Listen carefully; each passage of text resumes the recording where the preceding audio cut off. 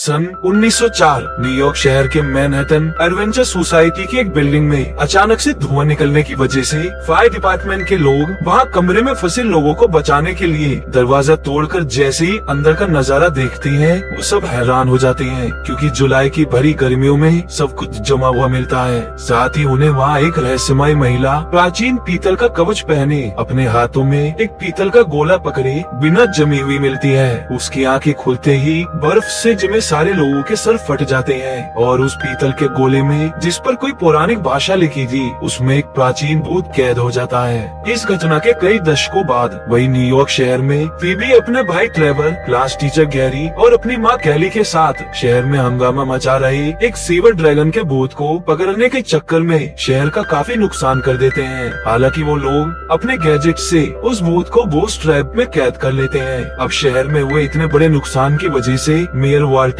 Gary और कैली को boss सुनाता है और फीबी के 18 साल से कम होने की वजह से उसके भूत पकड़ने के काम पर प्रतिबंध यानी कि बैन लगा देता है और आगे से इस तरह का नुकसान करने पर उनके फायर हाउस जहां वो आजकल रह रहे थे उसको मिट्टी में मिलाने की धमकी देता है। वैसे भी वाल्टर इसके फर्स्ट पार्ट से ही घोस्टबस्टर्स के काम को बंद करवाने में लगा हुआ था। अब क्योंकि गैरी और कैली एक दूसरे से प्यार करते थे तो गैरी उन्हीं के साथ फायर हाउस में रहने लगा था, पर फीबी उसको एक अच्छा वैज्ञानिक तो मानती थी लेकिन अपना पिता नहीं। घर आकर गैरी सीवर ड्रैगन के भूत को घोस्ट ट्रैप से निकालकर भूतों को हमेशा कैद करके रखने वाले कंटेनमेंट यूनिट में डालकर जैसे ही उसका लीवर खींचने की कोशिश करता है वो अटक जाता है। फिर वो बड़ी मुश्किल से कैली की मदद से उस लीवर को खींच पाता है। वही दूसरी तरफ फीबी का क्लासमेट पॉडकास्ट एक पुराने घोस्ट बस्टर डॉक्टर रे के साथ उनके बुक स्टोर पर काम करने लगा था। डॉक्टर रे वहाँ पर भूतों से संबंधित और श्रापित चीजों को खरीद कर इकट्ठा किया करते थे। एक दिन फीबी पॉडकास्ट से मिलने स्टोर आती है। वहाँ उसको शैतानी करते हुए बहुत सारे मार्शमैलो मिनी पुत मिलते हैं। ठीक उसी समय नदीम नाम का एक आदमी अपना कुछ सामान बेचने स्टोर पर आता है। वो जैसे ही अपना सामान स्टोर पर रखता है तभी सारे मिनी पुट डर के मारे छुप जाते हैं। डॉक्टर रे उसके सामान को बाहर निकालता है। ये वही पीतल का गोला था जो सन 1904 में सामने आया था। फिर वो गोले की एनर्जी को चेक करने के लिए जैसे ही अपना पीकेई मीटर उसके ऊपर लाते हैं मीटर बुरी तरह से हरकत करने लगता है और वहाँ भूकंप आ जाता है। मीटर कुछ ही सेकंड्स में फूक जाता है। साथ ही शरीर को जमा देने वाली ठंड की एक लहर फीबी के घर के तहखाने में रखे कंटेनमेंट यूनिट की दीवार में दरार ला देती है। वही नदीम जल्दी से रे से उससे पैसा लेकर बाहर निकलकर राहत की सांस लेता है, पर जैसे जैसे वो अपने हाथ हिलाता वैसे ही पास के स्टॉल पर जल रही आग भी हरकत करती है जिसको वो खुद देख नहीं पाता। फिर गैरी दीवार में आई दरार को एक पुरानी घोस्टबस्टर जो 9 को दिखाता है और जब भूत पकड़ने की इमरजेंसी आती है तो गैरी और कैली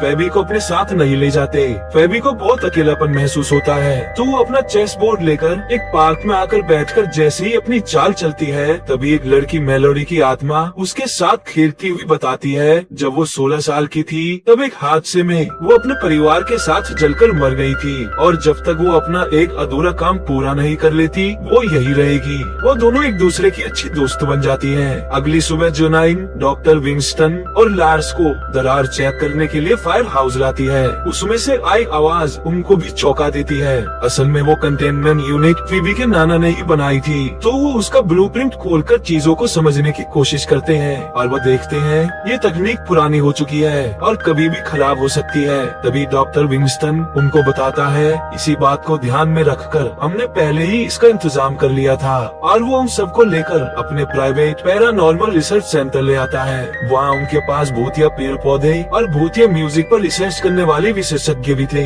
ट्रेवल को वहाँ उसकी दोस्त लकी भी मिलती है। वही डॉक्टर विंगस्टन ने एक मशीन बनवा रखी थी जो किसी भी वस्तु में से आत्मा को अलग कर देती थी। साथ ही उन्होंने पहले से ही कंटेनमेंट यूनिट को अपग्रेड किया हुआ था और वो भूतों को पकड़कर उन पर रिसर्च भी कर रहे थे। वही डॉक्टर रे उनको एक बहुत छोटे से भूत द पोजेसर को दिखाकर बताते हैं ये सबसे खतरनाक है। ये किसी भी निर्जीव चीज पर कब्जा करके उसे अपने तरीके से चला सकता है। डॉक्टर ने पीतल के गोले के भूत को अलग करने के लिए उसे वही छोड़ देते हैं। लकी और लार्स उस गोले से भूत को अलग करने लगते हैं। तभी ओवरलोड होने की वजह से उनकी पावर सप्लाई उड़ जाती है तो लार्स पावर को जल्दी ऑन करके जैसे ही गोले को मशीन से बाहर निकालने लगता है, गोला उसके हाथ को ही जमा देता है। वही फीबी को कैफे के अंदर एक भूत होने की खबर मिलती है, तो पॉडकास्ट के साथ वहाँ पहुंचकर जैसे ही देखती है तो वो भूत मेलोडी थी। इससे पहले फीबी कुछ समझ पाती, मेलोडी वहाँ से भाग जाती है और फीबी के घर वापस आने पर मेलोडी भी उसके घर आती है। फीबी उसको अंदर बुलाकर अपना घर दिखाती है, तो मेलोडी घर देखती हुई खुद ही बेसमेंट में पहुंच जाती है। वो वहाँ कंटेनमेंट यूनिट को देखकर उससे पूछती है इसमें जाकर भूतों का क्या होता है। फीबी बताती है उन्हें ऐसा लगता है कि उनके कण बिखर कर अंतरिक्ष में समा गए हो। मेलोडी हमेशा अपने पास एक माचिस की डिबिया रखती थी, जिसकी आखिरी बची तीली जलने के बाद भी हमेशा उसके पास वापस आ जाती थी। वहाँ से जाने के बाद मेलोडी को कुछ आवाज सुनाई देती है, तो वो उसका जवाब देती हुई कहती है कि वो उनका काम जल्द से जल्द कर रही है। दूसरी तरफ पीतल के गोले को समझने के चक्कर में द पोजेसर आजाद हो जाता है। फिर कुछ समझ न आने की वजह से लकी, लार्स और ट्रेवर नदीम के घर पहुंच जाते हैं। नदीम को लगता है कि वो लोग गोले जैसी और भी चीजों को खरीद सकते हैं, तो वो उनको भी लाने का गुप्त कमरा दिखाता है। वो पूरी तरह से पीतल का बना हुआ था और वहाँ बहुत सी प्राचीन चीजों के साथ उसकी दादी का कवच भी था। वहाँ पर किसी जानवर के सींग भी थे। तभी लकी का डिवाइस सारे कमरे की चीजों को छोड़कर नदीम के शरीर में कुछ भूतिया संकेत देता है, तो वो बिना समय गंवाए नदीम को लेकर सीधा पुराने घोस्ट बस्टर डॉक्टर पीटर के पास आ जाते हैं। डॉक्टर पीटर नदीम के सर पर एक डिवाइस लगाकर उससे आरे तेरे सवाल करने लगते हैं और मुंह पर पेंसिल फेंक के मारते हैं, जिससे नदीम को गुस्सा आता है और उसके गुस्से के साथ पीछे जल रही लौ भड़क उठती है। उनको नदीम के एक रहस्य के बारे में पता चलता है, जिसके बारे में खुद नदीम भी नहीं जानता था। वही दूसरी तरफ फीबी, पॉडकास्ट और डॉक्टर रे उस गोले से निकल रही आवाज की गुत्थी को सुलझाने के लिए डॉक्टर ह्यूबर्ट के पास सिटी लाइब्रेरी आते हैं। आवाज को सुनकर वो उनसे पूछता है इस भाषा को लुप्त हुए हजारों साल बीत चुके हैं, तुम लोगों ने इसको कहाँ से रिकॉर्ड किया है? तो वो उनको पीतल के गोले की तस्वीर दिखाते हैं। उसको देखते ही डॉक्टर ह्यूबर्ट सभी को लाइब्रेरी के गुप्त हिस्से में लाकर एक किताब के चित्र को खोल कर दिखाते हैं और उन्हें बताते हैं लोक कथाओं के हिसाब से इसमें गराका नाम के एक प्रेत देवता की आत्मा कैद है, जो आज से लगभग 4000 साल पहले एक सामुद्रिक राजा के आह्वान पर प्रकट हुआ था और उसने उसको मध्य एशिया का आधा भाग जीत कर दिया था। फिर अचानक राजा को डर हुआ कि गराका इतना ज्यादा शक्तिशाली है कि वो उससे उसका सब कुछ छीन लेगा, तो राजा ने गराका की शक्ति के स्रोत उसके सीमों को उसके सर से उखड़वा दिया। फिर गुस्से में गराका ने अपनी मौत की ठंड से सब कुछ जमा दिया। फिर वो मरे हुए लोगों को जिंदा करके अपनी सेना बनाने की सोच ही रहा था, तभी पौराणिक आत्माओं की ताकत रखने वाले 4 फायर मास्टर्स ने उसके बर्फ के जादू को तोड़ दिया और गराका को पीतल के गोले में कैद कर दिया।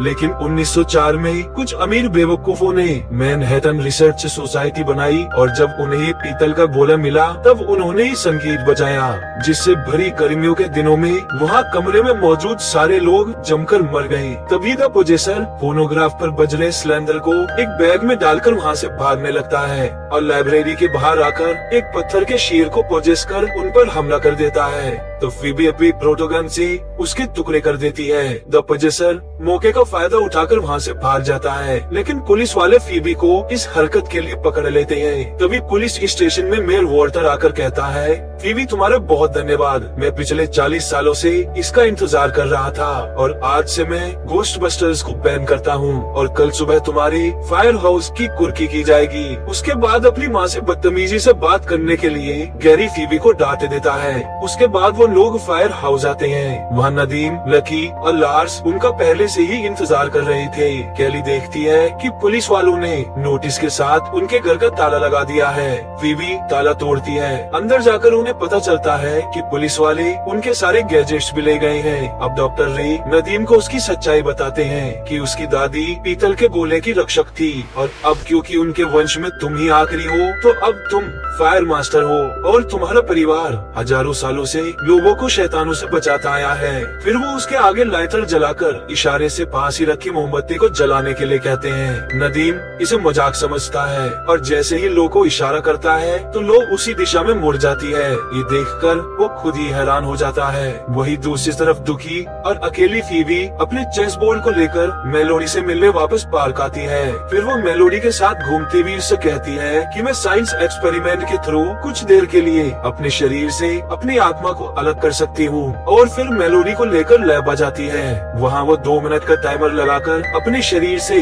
अपनी आत्मा को अलग कर देती है। अब वो भूत बनकर मेलोडी के सामने आती है। तभी मेलोडी की आंखें नम हो जाती हैं और वो उससे सॉरी कहती है। उसके सॉरी कहते ही गराका की आत्मा फीबी की आत्मा पर कब्जा कर लेती है। अब प्राचीन मंत्रों को फीबी के सहारे बोलने लगती है। असल में गराका तभी आजाद हो सकता था जब कोई जिंदा इंसान इन प्राचीन मंत्रों को बोले, लेकिन वो किसी जिंदा इंसान को काबू नहीं कर सकता था। और फीबी की आत्मा के उसके शरीर से अलग होते ही उसकी आत्मा के थ्रू वो फीबी के शरीर को कंट्रोल कर सकता था। और यही काम गराका ने मेलोडी को करने के लिए दिया था, जिसमें वो लगी हुई थी। मेलोडी ने गराका का साथ इसलिए दिया था क्योंकि वो दूसरी दुनिया का दरवाजा खोलकर मेलोडी के मरे हुए माँ बाप से उन्हें एक बार मिलवा सकता था। मंत्र पूरा होते ही वो पीतल का गोला टूटकर बिखर जाता है और 2 मिनट का समय पूरा होते ही फीबी की आत्मा उसके शरीर में वापस आ जाती है। उसके सामने गराका आजाद खड़ा हुआ होता है। तभी लकी आकर अपनी प्रोटोगन से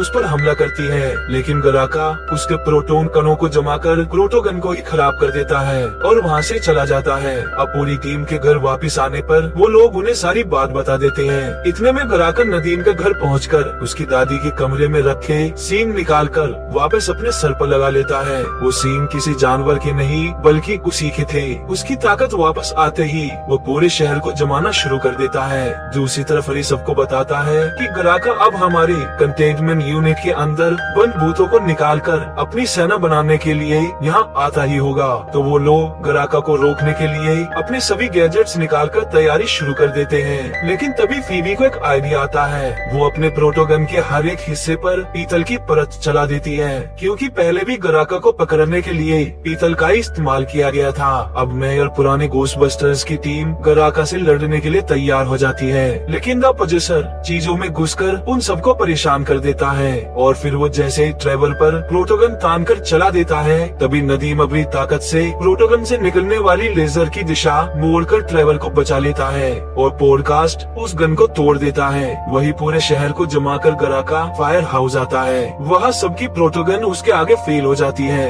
गराका वहाँ सबको बर्फ में फंसाकर उनके कंटेनमेंट यूनिट को तोड़कर सारे भूतों को आजाद कराता हुआ दूसरी दुनिया का दरवाजा खोल देता है। तभी फीबी अपनी पीतल की चेरी प्रोटोगन से उस पर हमला करती है, जो गराका पे असर डालती है। लेकिन गराका उसकी गन के साथ फीबी को भी जमा देता है और इससे पहले गराका उसे मार देता, तभी मेलोडी अपनी माचिस की आखिरी बची तीली जलाती है। तो नदीम अपनी दादी का कवच पहने उस तीली की आग को इकट्ठा करके गराका पर हमला कर देता है और उस आग की गर्मी से सभी लोग बर्फ की कैद से आजाद हो जाते हैं। फीबी फिर से अपनी प्रोटोगन से उस पर हमला करती है और सारे उसे सहारा देने के लिए उसके साथ खड़े होते हैं। बाकी सारे पुराने घोस्टबस्टर गराका को कैद करने के लिए तहखाने में जाकर कंटेनमेंट यूनिट को ऑन कर उसका लीवर खींच देते हैं। तो वो यूनिट गराका को अपने अंदर खींचने लगती है, जिसकी वजह से उसके सींग उसके सर से टूटकर अलग हो जाते हैं और वो कंटेनमेंट यूनिट में कैद हो जाता है। वही घोस्टबस्टर्स की मदद करने के लिए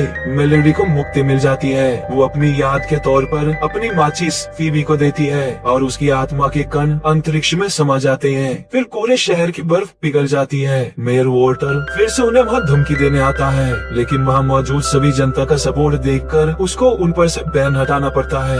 और फिर वो सभी फीबी की बहादुरी के लिए ताली बजाकर उसका सम्मान करते हैं, क्योंकि इस बार भी उसी की वजह से पूरा शहर बचा था। तभी उनके ऊपर से सीवर ड्रैगन निकलकर भागता है। तो फीबी पहली बार गैरी को पापा बोलकर उसे पकड़ने के लिए अपने परिवार के साथ उसके पीछे जाती है। इसके मिड क्रेडिट सीन में मार्शमैलो लिलीपुट एक आदमी के ट्रक पर कब्जा कर उसे चुरा लेते हैं और ये कहानी यही खत्म हो जाती है।